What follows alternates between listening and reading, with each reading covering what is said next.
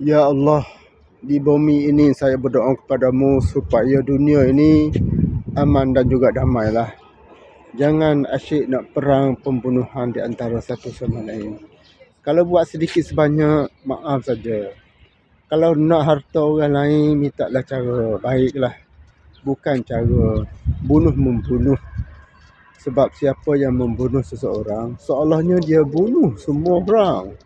Sebab kalau kita bunuh Mr. A, kita bunuh juga isteri Mr. A.